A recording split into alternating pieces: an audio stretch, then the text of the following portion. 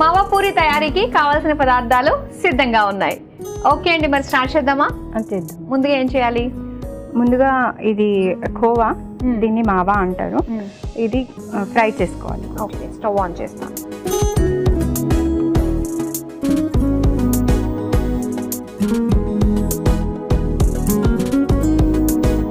అయితే ఇది స్వీట్లెస్ ఖోవా కదా ఇది, కాబట్టి ఇందులో కొంచెం షుగర్ పౌడర్ యాడ్ చేసుకోవాలి. ఓకే,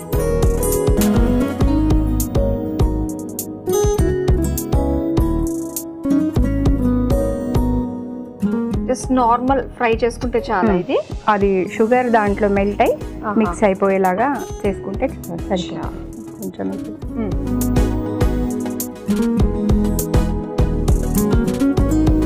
అయితే డీప్ ఫ్రై కదా అండి ఇది, ఆయిల్ కూడా వేడి చేసుకుందామా?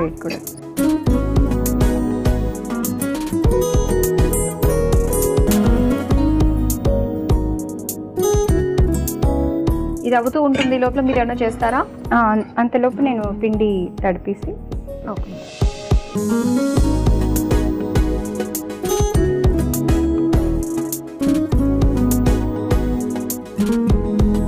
ఇది పిండిలో కొంచెం మన సోడా ఉంటుంది కదా, కొంచెం సోడా ఒక చిటికెడు వేసేసి ఒక 2 స్పూన్స్ పెరుగు. ఓకే, పెరుగు యాడ్ చేయాలి.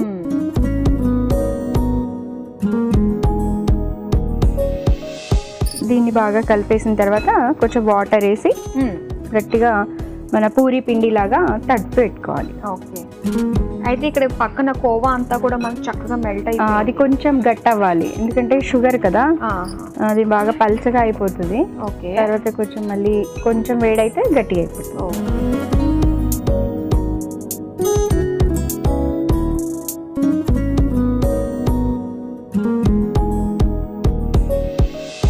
చూడండి, ఇది చక్కగా మిక్స్ అయిపోయింది మనకి షుగర్ కోవా. Stove off చేసేచ్చా?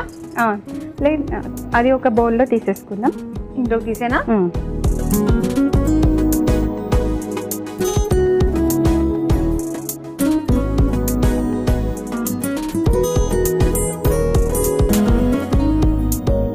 అందులో sugar సిరప్కి పెట్టేసుకున్నాము. Okay,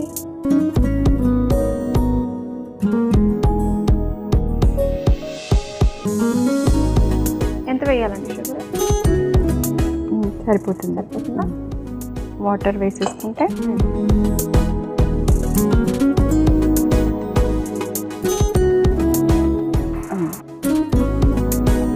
okay, sugar syrup రెడీగా అవుతుంది.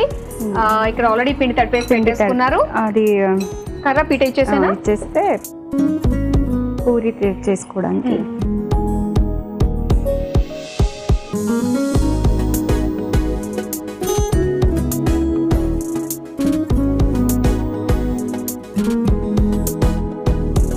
సో గుల్బర్గ్ ఇప్పటికొచ్చి ఎన్నిసార్లు వెళ్ళారు మీరు? నేనా అంటే ప్రతి ఇయర్ వెళ్తూ ఉంటామండి, ఇయర్లీ వన్స్. అక్కడ ఒక టెంపుల్ ఉందన్నమాట కొంచెం దూరంలో, చితాపూర్ అనేసి. అక్కడ ఇంటి దేవత అనేసి అంటారు కదా, ఆ టెంపుల్ ఉంది. సో ఇయర్లీ వన్స్ వెళ్తూ ఉంటాం. ఓకే, అంటే అక్కడ ఇయర్లీ వన్స్ వెళ్తారు. అక్కడ ఏమన్నా పూజలు, స్పెషల్ పూజలు లాంటివి ఏమన్నా జాతరలు లాంటివి ఏమైనా జరుగుతుంటాయా? అలాంటి టైంలో వెళ్ళాము. జస్ట్ మాకు అందరూ ఫ్యామిలీ వాళ్ళందరూ ఒకసారి కలుసుకున్నట్టు ఉంటుంది అనేసి వెళ్తూ ఉంటాం. ఓకే, ఎవరైనా పెళ్ళి అయితే అట్లా. పెళ్ళిళ్ళు అయితే ఇంకా తప్పదు, మొత్తం మీ చుట్టాలందరూ అక్కడే ఉంటారు.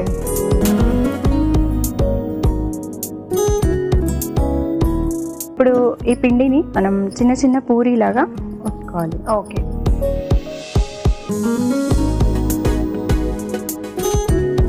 కోవా పూరి అంటూ ఉంటాం కదా ఇక్కడ, అక్కడైతే మావా పూరి అన్నమాట.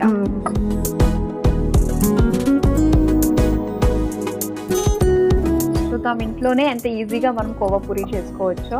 సో ప్రస్తుతానికి చూస్తుంటే అన్ని ఈజీ అనిపిస్తాయండి, చేసేటప్పుడే తెలుస్తుంది అబ్బా మన వల్ల కాదులేరా, కొనుక్కోవడమే బెస్ట్ రా అని చెప్పి కదా. అలా కాదు, ట్రై చేస్తే 1-2 సార్లు ఈజీ అయిపోతుంది. మీరు అలా అనుకుని ట్రై చేసినవి ఏమైనా ఉన్నాయా? అమ్మో ఇది చాలా కష్టం కానీ చెయ్యాలి అలా అని లేదు, ఏదైనా సరే పిల్లలు ఏదైనా అడిగారు అంటే చేయాలి అంతే. ఒకసారి వీలు అవ్వలేదు కుదరలేదు అంటే నెక్స్ట్ టైం కుదురుతుంది కదా. అలా మీ పిల్లలు అడిగింది ఏం చేశారు మీరు? పిల్లలు అడిగిందా చాలా పెద్ద లిస్ట్ ఉంది. చాలా పెద్ద లిస్ట్ ఉంటుందా? అలాగే మీకు చేయడంలోనే నచ్చింది, వాళ్ళకి తినడంలోనే నచ్చింది. కొన్ని ఉంటాయి కదా, ఏదైనా అడగగానే వెంటనే ఒకటే చేస్తూ ఉంటారు, ఎన్నిసార్లు అడిగినా కూడా అదే చేస్తూ ఉంటారు, ఎందుకంటే అది ఈజీగా అయిపోతుంది కదా, వాళ్ళకి ఇష్టం ఉంటుంది కాబట్టి. అలాంటిది ఏ రెసిపీ ఉంది మీ దగ్గర? గాజర్ హల్వా అని. కానీ చాలా టైం టేకింగ్ అండి గాజర్ హల్వా అంటారు, కానీ ఆ తురుముకోవడమే ఎంత కష్టం. పిల్లలకి చాలా ఇష్టంగా తింటారు కదా. కోవా వేసి చేస్తారా అందులో? ఓకే, ఆయిల్ కూడా. ఇప్పుడు ఈ పూరీస్ ని కోవా ఉంది కదా, ఇది కూడా కోవా. దీంట్లో కొంచెం ఇలాచీ పౌడర్ మనం వేసుకోలేదు, కలిపేసుకొని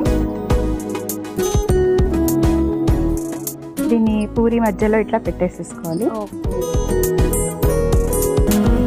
దీనిపైన ఇంకొక పూరి ఇట్లా పెట్టి తీసుకోవాలి. అంతే అంతే.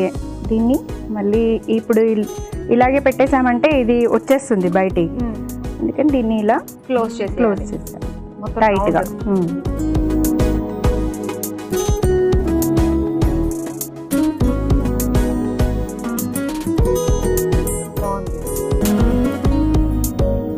అలా ఇప్పుడు ఇది డీప్ ఫ్రై చేసిన బయటికి రాదు. ఇలానే అన్నీ మనం ఫస్ట్ రెడీ చేసుకొని పెట్టుకోవాలి. చూడడానికి చాలా సింపుల్ అనిపిస్తుంది, తింటే చాలా టేస్టీ ఉంటుంది. అవునవును, బయట మనం మార్కెట్లో స్వీట్ షాప్లో ఉంటుంది కదా, చాలా టేస్టీగా అనిపిస్తుంది. సో ఇప్పుడు ఇంట్లోనే స్వయంగా మన చేతులతో చేసుకోవచ్చు, ఆ సాటిస్ఫాక్షనే వేరుగా ఉంటుంది. మన మొత్తం శ్రమ పెట్టి అంతా చేస్తాం కాబట్టి. అవునండి, అండ్ చాలా సింపుల్గా అనిపిస్తుంది.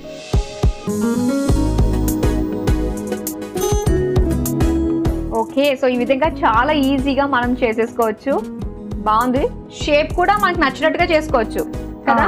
అవునండి, మామూలుగా మనకి బయట ఏంటంటే ఇలా ఫోల్డ్ చేసి ఉంటాయి, ఆ ఫోల్డ్ మధ్యలో వాడు సెపరేట్ కోవా పెట్టిస్తాడు. పూరి డిఫరెంట్, అది మధ్యలో కోవా పెట్టి చేస్తారు. సో ఇక్కడ మనం 2 పూరీలు అది మధ్యలో స్టఫ్ చేసినట్టు చేసాం. ఓకే, డీప్ ఫ్రై చేసేద్దామా ఇంకా? అవునండి, చేసే.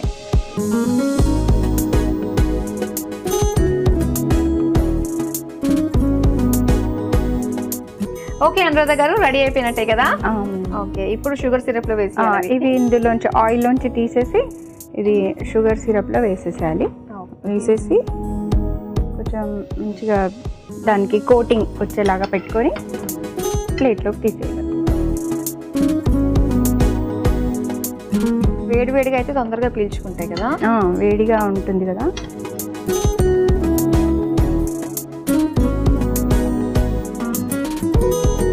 బాగా షుగర్ సిరప్లో బాగా నానబెట్టేసి తీసేసుకుంటే సరిపోతుంది. జస్ట్ వేయడమే, అది వేడిగా ఉంది కాబట్టి ఈజీగా వచ్చేస్తుంది.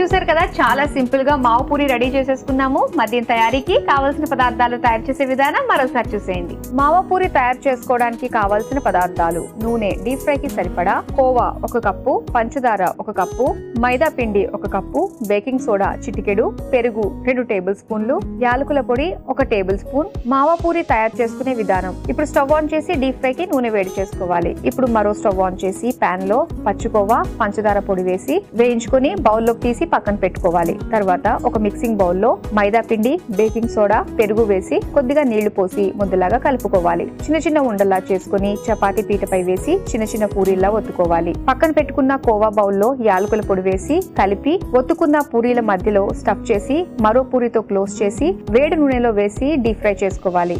ఇప్పుడు మరో స్టవ్ ఆన్ చేసి పాన్ లో పంచదార, నీళ్లు పోసి కరిగించుకోవాలి. తర్వాత డీప్ ఫ్రై చేసుకున్న పూరీలను పంచదార సిరప్ లో వేసి 2 పక్కల అద్ది సర్వింగ్ ప్లేట్ లోకి తీసుకుని సర్వ్ చేసుకుంటే మావా పూరి రెడీ.